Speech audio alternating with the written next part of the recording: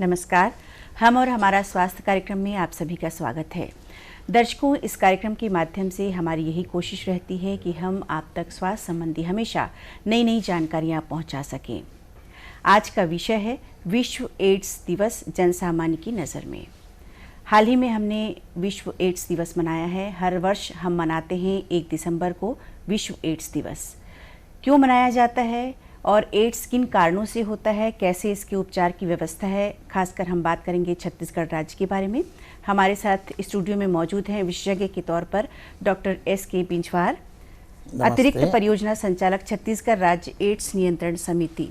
आपका स्वागत है डॉक्टर साहब। धन्यवाद। सबसे पहले तो हम आपसे यही जानना चाहेंगे डॉक्टर साहब कि हर साल हम 1 दिसंबर को विश्व एड्स दिवस मनाते हैं, तो किन उद्देश्यों को लेकर ये मनाया जाता है और इस वर्ष की थीम क्या है?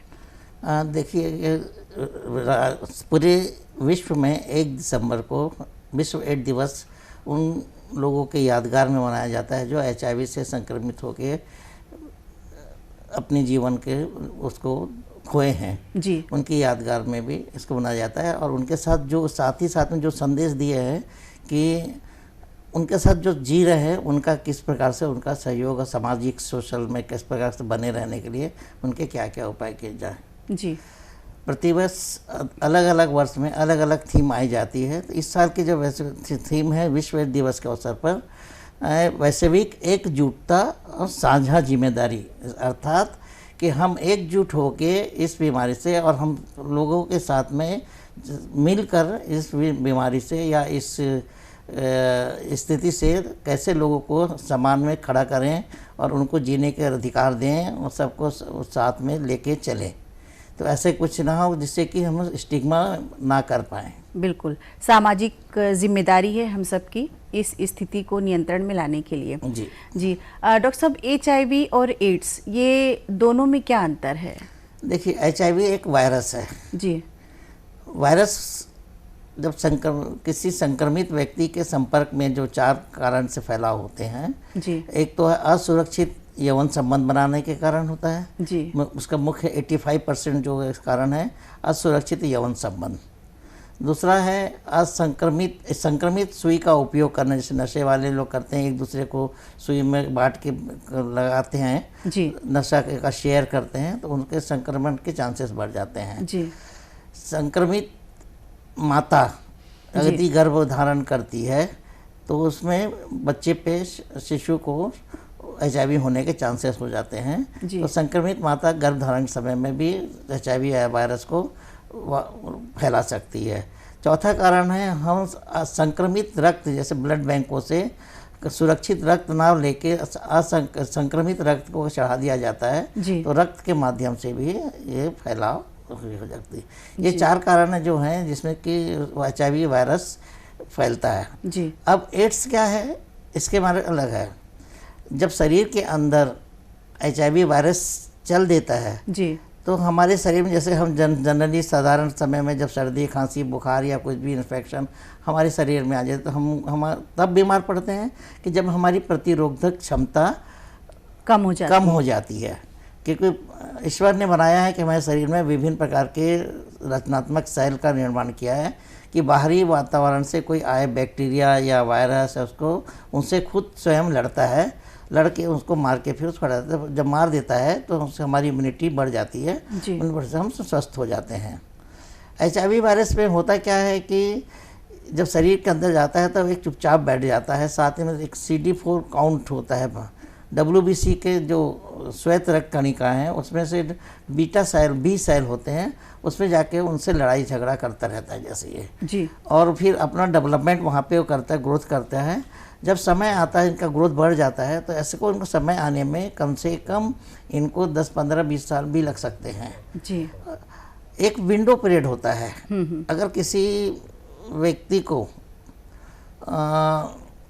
HIV संक्रमित ब्लड चढ़ गया है जी जी तो उसमें तुरंत पता नहीं चलेगा कि आपको HIV हो गया है करके जी। और उसमें 30 दिन के से 90 दिन तक का पीरियड रहता है जिसमें कि HIV के जांच करते हैं तब वो पॉजिटिव आता है। तो वो कम से कम वो HIV पॉजिटिव के ड्यूरेशन को जो बीच में रहता है उसको विंडो पीरियड कहते हैं। तो हम ये भी पता लगाना मुश्किल होता है कि कब हमारे रक्त में इस HIV आएगा। तो विंडो पीरियड, जब हम संक्रमित व्यक्ति के संपर्क में आए हैं तो उसको तुरंत जांच करें तो नहीं आ पाएगा। तो इसमें अपने को विंडो पीरियड को भी हमको काउंट करना चाहिए कि हम जब अपने शरीर में अगर हमने कोई असुरक्षित ये चारों जो हमने साधन बताया है उसमें को उपयोग किए हैं, तो हमें इस पीरियड के बीच में हमें जांच के समय में हमको जांच बीच में कराते रहना चाहिए, जिससे कि हम HIV के संक्रमण को पता चला सकते हैं। जी। धीरे धीरे ये शरीर के विभिन्न ऑर्गन को इन्वॉल्व करता है, तो इम्यूनिटी कम होने से शुरू हो जाता है, लक्षण आने जाते हैं। जब लक्षण आता है, लक्षण क्या क्या रहते हैं? लक्षण जैसे फीवर आना, गांठ बन जाना, भूख न लगना, एक माह से ज़्यादा के लूज मोशंस होना, ये इलाज के बाद भी ठीक नहीं होना, ये लक्षण बढ़ते जाते हैं। तो समझ में आता है कि इसे लक्षण ये एड्स के थ्रू जाते हैं। जी। एड्स के साथ साथ में जो और भी बीमारियां लोगों में जो रहती है, टीबी, उनको ज़्यादा उसमें फ़र्क पड़ता है। टीबी का है, डायबिटिक वालों का है, ये हाई रिस्क ग्रुप में आते हैं, तो उनको भी वो इन्वॉल्व करता है। तो ये एड्स से कोई मरता नहीं है, उनके जब कई बार उनसे कॉम्प्लिकेशन जो डेवलपमेंट होते हैं जी, तो कॉम्प्लिकेशन के कारण ही उसको, जैसे कि बीमारी हो गई, टीबी हो गया, टीबी होने के चांसेस ज़्यादा हो जाते हैं, तो उसके कारण पे एड्स की प्रतिरोधक क्षमता कम होने के कारण में वो भी दवाइयाँ काम नहीं करती हैं, उसकी मृत्यु हो जाती है। तो ये लक्षण और HIV वायरस है, लक्षण अलग है। जी। और एड्स जो है वो अवस्था है जी। और ये डॉक्टर साहब, HIV से जो एड्स की अवस्था तक आने में कितने वर्ष लग जाते हैं, कितना समय लग जाता है? इस सबकी इम्यूनिटी, मैंने बोला ना, इम्यूनिटी पे डिपेंड करता है। आपका वायरस का जो प्रकार है उसका डेवलपमेंट, आपकी इम्यूनिटी, अगर मेरी इम्यूनिटी कम है और HIV वायरस मेरे अंदर घुस गया तो मुझे जल्दी बीमार कर देगा जी। और मेरी इम्यूनिटी अच्छी है तो बहुत अच्छे 10 साल भी मैं निकल जाएगा, पता चलेगा बाद में कि मेरे को HIV, तब उसको हिस्ट्री जब लिया जाता है कि आपके ऐसा हुआ है क्या, कभी असंक्रमित खून चढ़ा है या कभी आपने इस प्रकार के व्यवहार किए हैं क्या अपना, तो वो सब पता तब चलता है कि किसी का। तो ये डिपेंड करता है इम्यूनिटी पे, पर्सनालिटी पे जी। डॉक्टर साहब, ICTC के बारे में हम जानना चाहेंगे, ये क्या है? देखिए, ये क्या है, हमारे राज्य में जब विभिन्न स्टेप पे जी, जब विश्व में HIV का फैलाव आया और प्रथम जो केस निकला, उसके बाद में इंडिया में आया, तो फिर हमें लोगों पे हमारी स्वास्थ्य विभाग के साथ में जो थी उसमें विभिन्न फेज़ में इसके लिए काम किया गया। जब फेज़ में काम किया गया तो हमें पहले लोगों को अवेयरनेस डेवलपमेंट किया। अवेयरनेस डेवलप करने में लगा कि भाई जो हाई रिस्क ग्रुप के लोग हैं उनको भी हम देखा जाए, जो व्यवहार पे जुड़े रहते हैं उनको कैसे किया जाए। उनके लिए फिर IC के हमको प्रचार प्रसार के समझ किया। प्रचार प्रसार के बाद में हमको ऐसा लगा कि स्वास्थ्य संगठन समय में कि हमें इनकी जांच की सुविधा भी और उपचार की सुविधा भी, इनकी देखभाल भी, ये तीनों की चीज़ पे ध्यान देना चाहिए। तो ये 4th फेज में जो आ रहा है कि हम HIV से जी रहे लोगों के लिए जांच की सुविधा बढ़ाएं, उपचार की सुविधा दें और उनकी सोशल लाइफ को हम जन सामान्य से जोड़ के रखें जी। और ART के बारे में भी, के बारे में आपने बताया है ना, मैंने बताना भूल गया। इसी प्रकार ICTC एक ऐसा केंद्र है जहाँ पे हाई रिस्क ग्रुप के लोगों का रक्त का परीक्षण किया जाता है। परीक्षण के बाद उनसे हिस्ट्री ली जाती है। ICTC integrated testing and counselling centre है जी, जांच और परामर्श केंद्र है। तो इनका समय भी हमने अलग से ही रखा है कि जब भीड़ भाड़ ना हो उसमें, तो ये करीब 150 हमारे पास 147 कुल ICTC केंद्र हैं। 3 मोबाइल ICTC जहाँ दुर्गम एरिया में जहाँ से बस जाती है वहाँ जाके इलाज का जांच की जाती है जी। तो ICTC केंद्र में जांच के लिए एक टेक्नीशियन और एक काउंसलर की नियुक्ति की जाए शासन द्वारा जी। पहले काउंसलिंग की जाती है, काउंसलर उनके व्यवहार के बारे में हिस्ट्री ली जाती है। पूरा फॉर्म भरने के बाद काउंसलिंग के बाद में ऐसा लगता है कि इसको हमें टेस्ट करनी चाहिए, इसमें ऐसे लक्षण पाए जा सकते हैं, तो फिर लैब टेक्नीशियन जो है उसके रक्त परीक्षण करके रिपीट टेस्ट करता है। रिपीट टेस्ट करने के बाद में अगर उसका पॉजिटिव आता है जी, तो हम 3 प्रकार के कंफर्मेशन के कंफर्मेटरी टेस्ट करते हैं और एंटीजन टेस्ट करते हैं। तो ये ICTC केंद्र में जाँच की व्यवस्था रहती है। जाँच करने के बाद में उसको रिपोर्ट दिया जाता है। अगर किसी, मैं पूरा बता दे रहा हूँ आपको इसका फ्लो, कि किसी पेशेंट का या किसी का HIV पॉजिटिव ICTC केंद्र में आ जाता है, उसको हम रिएक्टिव कहते हैं जी।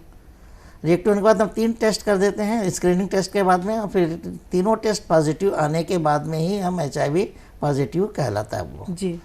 एक जब इस पॉजिटिव हो जाने के बाद यहाँ से फिर हमारा जो काउंसलर है ART सेंटर है, तो राज्य में 5 ART सेंटर हैं जो रीजनल लेवल पे हैं, जैसे रायपुर मेडिकल कॉलेज है, अंबिकापुर है, दुर्ग जगदलपुर है, दुर्ग में है ना, दुर्ग जिला अस्पताल में ART के 5 ART केंद्रों में आसपास के लोगों को वहाँ पे भेजा जाता है। तो 150 ICTC केंद्र हैं, उसमें से जो नज़दीक के जो उनको ART सेंटर बनता है तो उनको वहाँ पे उपचार के लिए भेजा जाता है जी। उस ART सेंटर में होता है क्या कि पहले जाके हम देखते हैं कि हमने बताया था कि WBC के जो सेल्स हैं वो हमारे इम्यूनिटी पे काम करते हैं जी। तो वो एक मशीन है जिसमें CD4 काउंट करवाते हैं। तो एक इंडिकेशन था कि जिसका CD4 काउंट पहले 500 से ऊपर था तो उसे उपचार की आवश्यकता नहीं थी पहले शुरू में, फिर 250 के आया। अब हम CD4 टेस्ट कराते हैं और काउंट देखते हैं, हमें अब उसमें नया जो बदलाव आया है ART सेंटर में कि जो पॉजिटिव आया है उसको ट्रीटमेंट देना है जी। तो ये नया है, पहले तो हम एक CD4 काउंट के हिसाब से ट्रीटमेंट करते थे, अभी आया कि जो पॉजिटिव आया उसे ट्रीटमेंट तुरंत स्टार्ट देने करने का, यानी कि ये HIV एड्स के उपचार की एक नई पद्धति आई है कि हमें जैसे HIV की जानकारी होगी, पॉजिटिव आ गया है तो उससे हम सब पूरे काउंसलिंग करके उनको दवाइयाँ उसको दिए, और दवाइयाँ भी इतनी अच्छी आई है कि अगर मान लो सामान्य मनुष्य मतलब जो पीड़ित मनुष्य उसको समय पे बिना भूले रोज डेली खाना रहता है, लाइफ लॉन्ग खाना रहता है जी, तो वो जन सामान्य जैसा ही अपना काम धाम कर सकता है और लॉन्ग लाइफ जी सकता है जी। डॉक्टर साहब, हम आपसे और भी चर्चा करेंगे HIV एड्स के बारे में, अभी देख लेते हैं संदेश। अरे ओ साहबा, कोरोना वायरस से बचने के कितने उपाय रे? सरदार 3। अरे साहबा डरो मत रे, बोलो बोलो। सरदार, पहला है लोगों से दूरी बनाए रखना, बार बार साबुन से हाथ धोना या सैनिटाइज करना, और सबसे जरूरी है घर पे रहना। अधिक जानकारी के लिए संपर्क करें स्टेट हेल्पलाइन या 24 घंटे वाली national helpline toll free number 1075।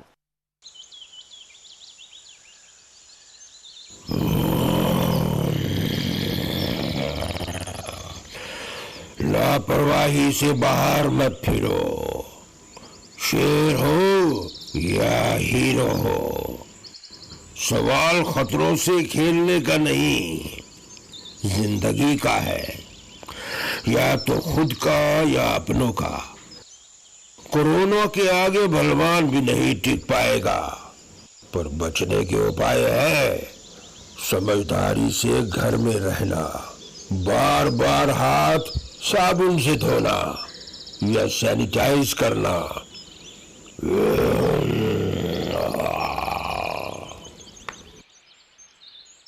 अधिक जानकारी के लिए संपर्क करें स्टेट हेल्पलाइन या 24 घंटे वाली national helpline toll free number 1075।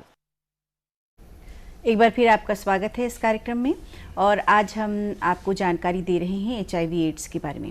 Doctor साहब, उपचार के बारे में काफ़ी अच्छी आपने जानकारी दी कि हमारे छत्तीसगढ़ राज्य में भी काफ़ी सारी सुविधाएं हैं और बहुत सारे ऐसे सेंटर्स बनाए गए हैं, जांच और परामर्श केंद्र, जहां पर कोई भी व्यक्ति जाकर निःशुल्क जांच करा सकता है और उपचार की भी व्यवस्थाएं यहां पर मौजूद हैं।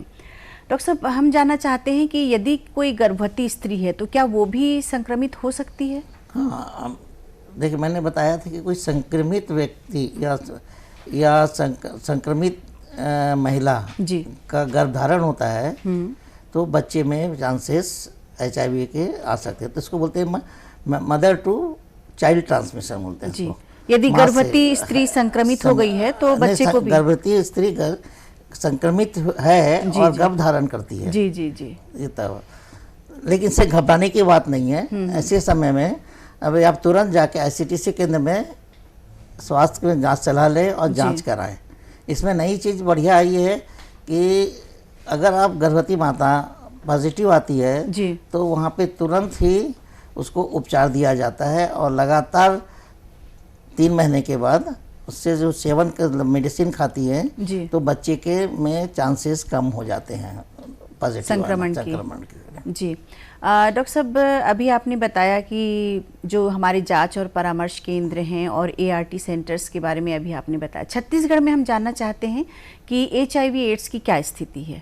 छत्तीसगढ़ में देखिए क्या होता है, अब जैसे सुविधाएं बढ़ी, अब भाई हमने 2007 से 54 लाख लोगों का ज़्यादा स्क्रीन कर लिए हैं और 35,000 लोगों को पॉजिटिव आई हुई है।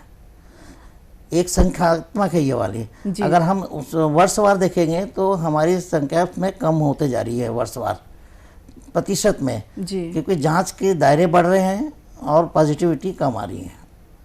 तो आपको क्या लगता है कि लोग जागरूक हो रहे हैं, लोग जांच कराने आ रहे हैं लगातार? बिल्कुल, लोगों को अवेयरनेस करना और विभिन्न माध्यमों से जब अवेयरनेस किया जा रहा है जी, तो अपने जीवन के प्रति समझदारी से लोग अपने कदम उठा रहे हैं जी। जब कदम ऐसा हो जाता है तो फिर वो ये अपनी सावधानी बरतने से ये बचाव अपने कर लेते हैं जी। छत्तीसगढ़ राज्य क्या कुछ कर रहा है जागरूकता के लिए और इसको नियंत्रण करने के लिए? छत्तीसगढ़ राज्य जागरूकता के लिए और स्टेट हमारा जो है जी, विभिन्न कॉलेजों में हम रेड रिबन क्लब की स्थापना की है जी।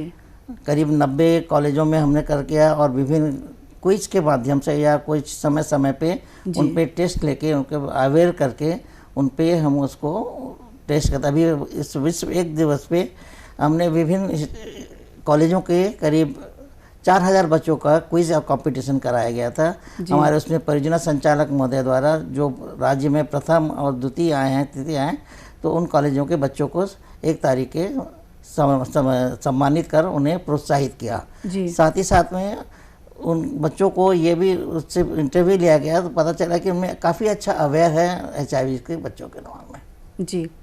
और उपचार के लिए हमारी सरकार के द्वारा क्या कुछ किया जाए? उपचार पूरी निःशुल्क है और बहुत अच्छी दवाएं आती हैं जिसमें कि कोई कमी नहीं है।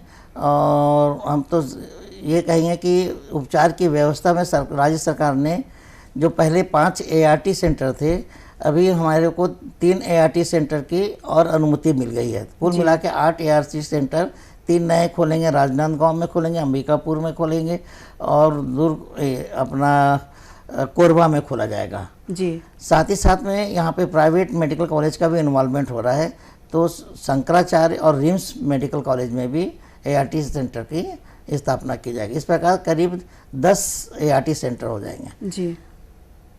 हमारे परियोजना संचालक महोदय के मार्गदर्शन पे कि किसी ART जो हमारी दवाइयाँ जो उस लेवल पे हैं जहाँ पे संभाग स्तरीय पे है, तो उन्होंने एक वो बताया कि भाई उनको सुविधा ऐसा बांटा जाए कि हर महीना जो आते हैं या 3 महीने आते हैं तो उन्हें कुछ ऐसा करे कि उनके पास में उनकी दवाइयाँ उनके स्वास्थ्य केंद्र के पास पहुँचाया जाए। तो हमने करीब 21 जिलों में 21 लिंक ART सेंटर खोले हैं 5 ART के सेंटर में, ताकि जो दवाइयाँ वहाँ पे उनको पास पड़े तो वहाँ से आके रेगुलर वहाँ पे दवाइयाँ ले जाएं। तो ये 21 लिंक ART सेंटर भी ICTC के साथ संचालित है जी। डॉक्टर साहब, अभी जब कोरोना का संक्रमण अभी चल रहा है तो इस दौर में जो HIV पॉजिटिव हैं, संक्रमित जो लोग हैं, उनके उपचार की क्या व्यवस्था की जा रही है?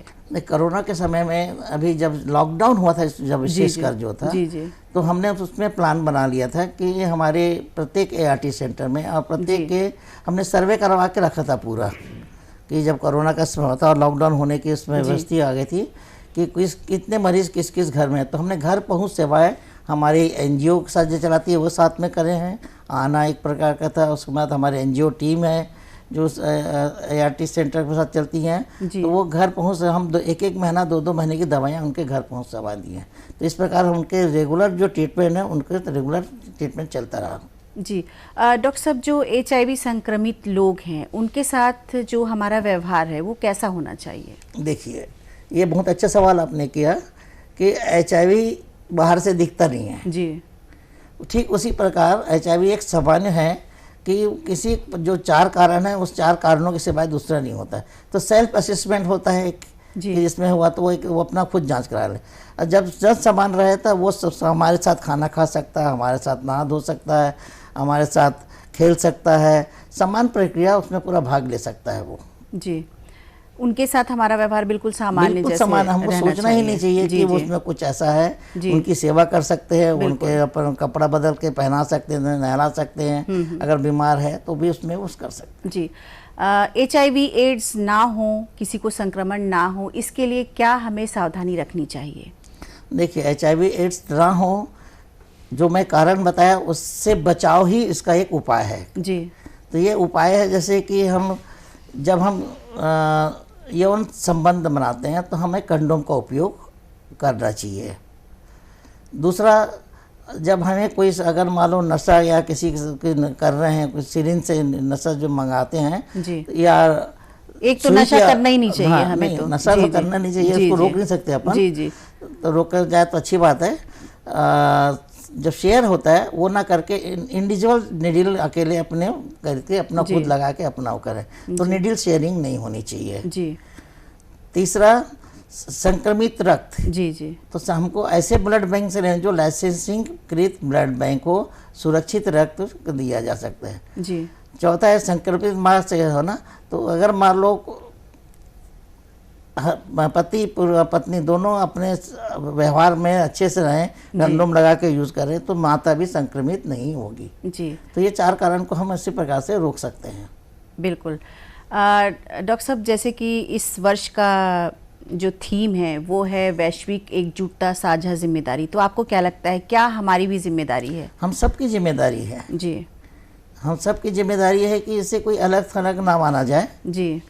इसके साथ हम साथ में लोगों के साथ जिए, उठे बैठे, और जो शासन द्वारा या जो लाभ इनको मिलना चाहिए वो पूरा लाभ जो हमको मिलता है जनसामान्य को, उनको भी लाभ मिलना चाहिए। जी, और जो जन जागरूकता फैलाई जा रही है, जो दी जा रही है, उसको हम भी एक्सेप्ट करें, स्वीकार करें, और इस चीज़ को समझें कि सिर्फ 4 कारणों से HIV एड्स हो सकता है और कोई कारण नहीं है HIV एड्स होने के। बिल्कुल सही बोले आप। जी, आप कोई संदेश हमारे दर्शकों के लिए देना चाहेंगे?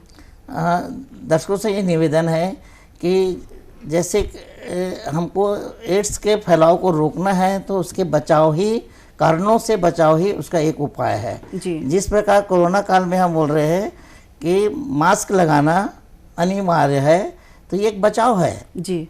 मास्क लगाएं, प्रत्येक व्यक्ति मास्क लगा के अपने दैनिक को कार्य करें। दूसरा है सोशल डिस्टेंसिंग मेंटेन करना। जी। जो 2 गज के बनाया गया है उस गज में अपने कार्य करें और उसमें करें। तीसरा, समय व्यवहार है। ये सब ये पुरानी चीज़ें हैं। जी। हाथ धोना, घर में आते हैं अपन, जब तो हाथ पैर, पहले पुराने ज़माने में घर आते हैं तो पहले चप्पल जूता बाहर निकाल के, पानी बाहर रहता था और उसके बाद साफ सफाई करने के बाद घर में घुसा जाता था। जी। ये एक पुरानी परंपरा था जो उसको जीवित करने के लिए फिर से कोरोना वायरस ने किया ये, कि हाथ सफाई करें, खाने से पहले हाथ धोएं, किसी को छूने से पहले हाथ धोएं। हर कार्य के पहले हमें हाथ धोने की आवश्यकता है, जिससे कि लोगों में संक्रमित जो चीज़ है वो पानी और साबुन के द्वारा, सैनिटाइजर के द्वारा निकली जा सके। जी। डॉक्टर साहब, आज आपने बहुत ही महत्वपूर्ण जानकारी दी, आपका बहुत बहुत धन्यवाद। धन्यवाद। और दर्शकों, हम उम्मीद करते हैं कि आज हमने जो आपको जानकारी दी है उसका लाभ आप अवश्य उठाएंगे। अगले कार्यक्रम में एक नए विषय के साथ हम फिर मिलेंगे। नमस्कार। धन्यवाद।